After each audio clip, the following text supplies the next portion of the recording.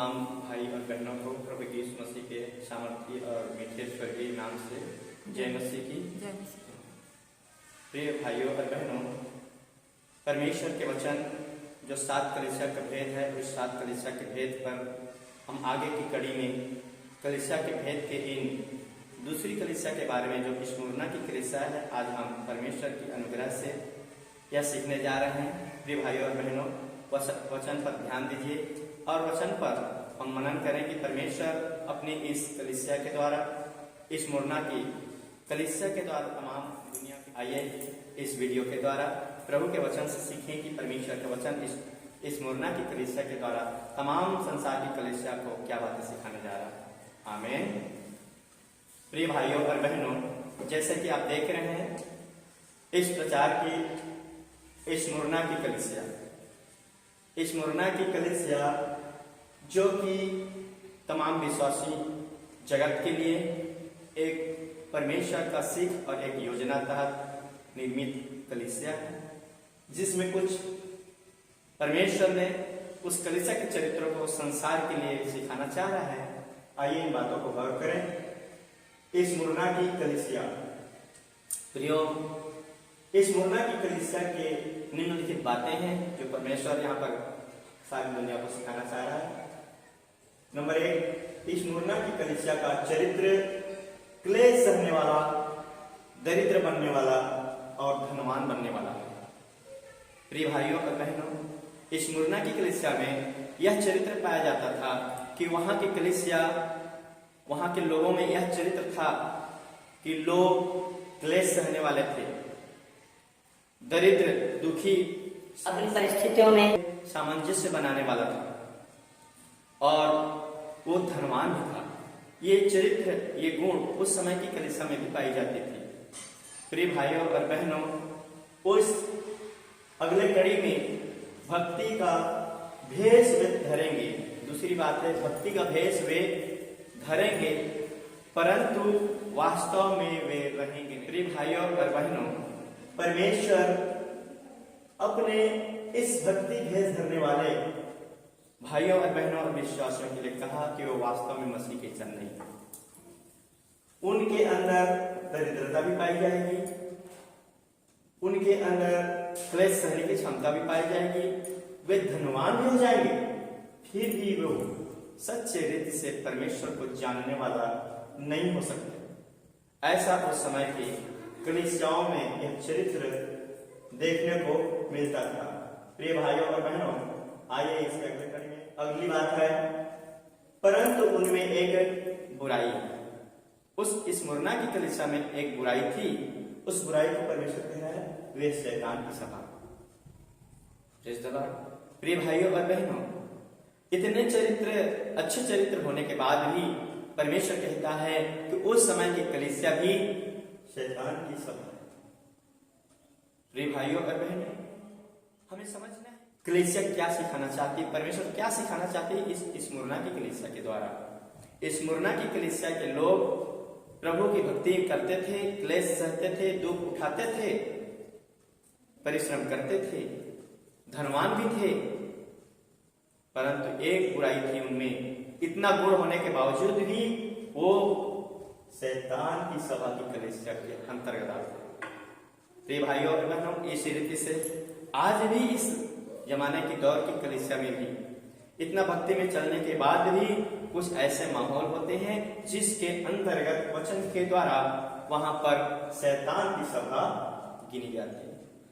इसलिए हमें सावधानी बरतनी है कि सच्ची सेवा और सच्चा परमेश्वर की सेवा और सच्चा परमेश्वर के भक्त और सच्ची कलीसिया कौन है, और वो सच्ची कलीसिया ही परमेश्वर के अनुग्रह के भागी होंगे और उनके अनंत राज्य के भागी होंगे।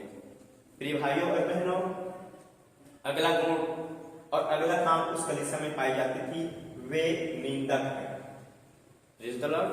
सुनिएगा, वे निंदक है। आप इस तमाम वचनों को प्रकाशित वाक्य 2 के 9 से 11 तक यदि आप पढ़ते हैं तो 9 से 11 तक तमाम पदों में ये उल्लेख है। मैंने उनको पॉइंट वार लिखा है आप सबों को समझने के लिए, हम सबों को समझने के लिए। वे निंदक हैं। इतने परमेश्वर के काम करने के बावजूद भी वे परमेश्वर की निंदा करते हैं। प्रिय भाइयों बहनों, आज कलीसिया में यह चरित्र देखने को मिल रहा है।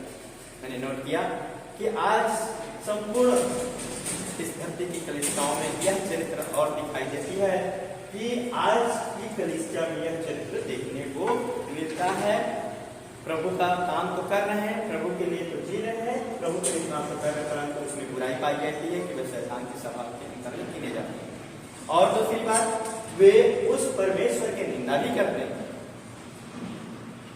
परंतु मालूम नहीं होता कि मैं किसकी निंदा कर रहा हूं और किसकी मैं तारीफ कर रहा हूं, किसकी प्रशंसा कर रहा हूं, परंतु वो गुप्त में वे निंदा गिने जाते हैं।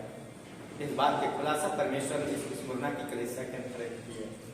आज इसी तरह से आज की कलीसिया में यह चित्र देखने को मिल रहा है कि इस प्रकार परमेश्वर की भक्ति तो करते हैं, परंतु परमेश्वर की भक्ति के साथ साथ परमेश्वर के निंदक भी होते हैं। इसलिए हमें परमेश्वर इस बात की सावधानी दिलाना चाह रहा है कि हमें इन बातों से बचना है। प्रिय भाइयों और बहनों, परमेश्वर इन बातों से हमें आगाह करना चाहता है कि उस समय की कलीसिया से यह भविष्यवाणी कर रहा है कि आगे भी ऐसे होंगे। इसलिए आगे होने वाली इन तमाम बातों पर हम चौकसी करें, परमेश्वर के वचन से सीखें और परमेश्वर के वचन के द्वारा हम आशीषित हो सकें और इन बातों से बचें। आइए इस अगले कड़ी में परमेश्वर के वचन से कि परमेश्वर का वचन क्या कहता है। अगला पॉइंट है, अपने कुछ आज्ञाकारी भी है, उनको कहता है कि तुझे दुख झेलने होंगे। उस सभा में भी सभी तो ऐसे शैतान के लोग नहीं कहे जाते, परंतु उनमें भी कुछ ऐसे खास विश्वासी भी मिले जिसके बारे में खुदावंद ने इस नंबरिंग में कहा, अपने कुछ आज्ञाकारी भी वहां मौजूद है। और उस आज्ञाकारी लोगों को कहा, उनको चिता करके कहा कि ऐ मेरे लोगों, ऐ मेरे भक्तों, तुझे दुख झेलने होंगे, तुझे कष्ट उठाने होंगे। परमेश्वर का वचन कहता है, अगली बात चेतावनी दे रहा है कि शैतान कुछ लोगों को जेल खाने में डलवाएंगे। लिखा है कि शैतान भी ऐसे खरे लोगों को, ऐसे सच्चे भक्तों को जेल खाने में डलवाएगा। इसलिए परमेश्वर का वचन हमें सावधान कहता है, हमें दुख उठाने होंगे तो हमें उठाना चाहिए। यदि हम सच्चे मसीह हैं तो हमें परमेश्वर के नाम से दुख झेलने होंगे, ये कह रहा है वचन। और जो दुख झेलेगा, जो दुख झेलते हुए बदनामी भी झेलेंगे और बदनामी, आरोप और प्रत्यारोप भी लगाए जाएंगे और यहाँ तक कि शैतान उसको जेल में काम काज सब करेंगे, तो भी आप और हम सब मिलकर परमेश्वर के भक्ति को जीवन के आगे कड़ी में चलाते रहना है और परमेश्वर की भक्ति से हमें पीछे नहीं रहना है। क्योंकि स्मुरना की कलीसिया इसी बात का संकेत करती है कि परमेश्वर अपने लोगों को आगे कड़ी में और पॉइंट कहता है, इस काम को वे इसलिए करेगा कि तुम परखे जाओ। जेल खाने में परमेश्वर के भक्तों को उस शैतान ने इसलिए डलवाएगा कि उस शैतान के द्वारा हमारी भक्ति परखी जाए। हम खरे उतरे, जब तक हम परखे नहीं जाते हम खरे नहीं उतरते। जैसा कि सोना आग में तपाया नहीं जाता, तब तक खराई उसकी पहचान परख नहीं होती। इसी तरह से हमारी भी जीवन में भक्तिमय वातावरण में हम जब उस कष्ट से और जेल खाने में नहीं डाले जाएंगे, तब तक हम परखे नहीं जाएंगे। इसलिए कि वो ऐसा करता है तो हम परखे जाएंगे। प्रिय भाइयों और बहनों, अगला पॉइंट, इस प्रकार वे तुम्हें 10 दिन तक दुख देंगे। परमेश्वर के लोगों को जो परमेश्वर की भक्ति में चलता है, उनको 10 दिन तक वो जेल खाने में डाल करके वो दुख और कष्ट भी दिलवाएंगे। प्रिय भाइयों और बहनों, इस प्रकार से जो सच्ची कलीसिया है, जो सच्चे परमेश्वर की कलीसिया है, जो सच्चा परमेश्वर का भक्त है, वो इन तमाम दुखों को झेलने में कोई झिझक नहीं करता, कोई डर नहीं करता। और अगला पॉइंट कहता है, तुमको यह दुख उठाना होगा। परमेश्वर का वचन कहता है, तुमको यह दुख उठाना होगा। परमेश्वर के सच्चे भक्तों को, सेवा करने वालों को यह दुख उठाने पड़ेंगे, जो परमेश्वर ने हमें पहले से तय करके रख दिया। इसलिए परमेश्वर के वचन से हमें जानना होगा, समझना होगा कि परमेश्वर हमारे लिए ये बातें क्यों कहता है। अगला पॉइंट में आता है 2 के 10 में पॉइंट सिखाता है परमेश्वर तुझे प्राण देने तक विश्वासी रहना होगा। Praise the Lord. प्रभु के भक्तों, खरे शिक्षा और परमेश्वर की खराई से चलने वाले भाई और बहनों को यह सत्य हिदायत वचन के द्वारा उस स्मुरना की कलीसिया को सिखाते हुए कहता है कि हे मेरे कलीसिया के लोगों, हे मेरे भक्ति करने वाले लोगों, तुम्हें प्राण देने तक विश्वासी रहना होगा। प्रिय भाइयों और बहनों, वचन से गुजारिश है, शिक्षा है, ज्ञान है कि हमें परमेश्वर की भक्ति उसके प्राण देने तक करनी है। जेल खाने में डलवाए तो ही सही, दुख उठाना पड़े तो उठाना है। सारी बातों में सताव को झेलने वाली कलीसिया ही पवित्र कलीसिया होती है। जो सताव से बचता है वो पवित्र कलीसिया नहीं होती। अगला पॉइंट है तो मैं तुझे जीवन का मुकुट दूंगा। इन तमाम दुख, कष्ट और पीड़ाओं को झेलते हुए तू चलेगा मेरे भक्ति के मार्गों में, प्राण देने तक मेरे नाम की विश्वासी तू बना रहेगा, तो परमेश्वर का वचन कहता है मैं तुझे जीवन का मुकुट दूंगा। और लिखा है दूसरी मृत्यु से हानि नहीं होगी। मेरे भाइयों और बहनों, जब हम परमेश्वर की भक्ति इस तरीके से करते हैं, परमेश्वर के साथ संगति में चलते हैं, तो कहता है 2 के 9 से 11 प्रिय भाइयों और बहनों, तो परमेश्वर का वचन हमें सिखाता है तमाम बिंदुओं से कि स्मुरना की कलीसिया, ये स्मुरना की जो कलीसिया है, यह सताव झेलने वाली कलीसिया बनेगी। वहां शैतान की सभा तो जरूर होंगे रहने के लिए, परंतु कुछ ऐसे भी परमेश्वर के भक्त हैं जो सताव को सहने वाली कलीसिया। इसलिए सताव सहने वाली कलीसिया ही परमेश्वर की सच्ची कलीसिया और परमेश्वर की सच्ची भक्ति कही जाती है।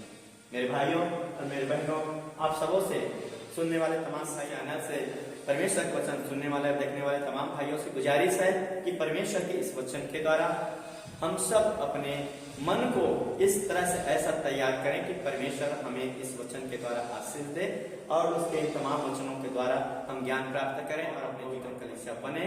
हमारी यही तमाम देखने वाले भाई और बहनों से, विश्वासियों से निवेदन है कि इस तरह से आप परमेश्वर के वचन को निरंतर सुनते रहिएगा। इस तरह को कलीसिया की भेद की बातें आज नंबर 2 में हमने पूरा किया, स्मुरना की कलीसिया, और आगे की कड़ी में हम नंबर 3 की कलीसिया जो पेरगमुन की कलीसिया कही जाती है उसके बारे में आपको बताएंगे।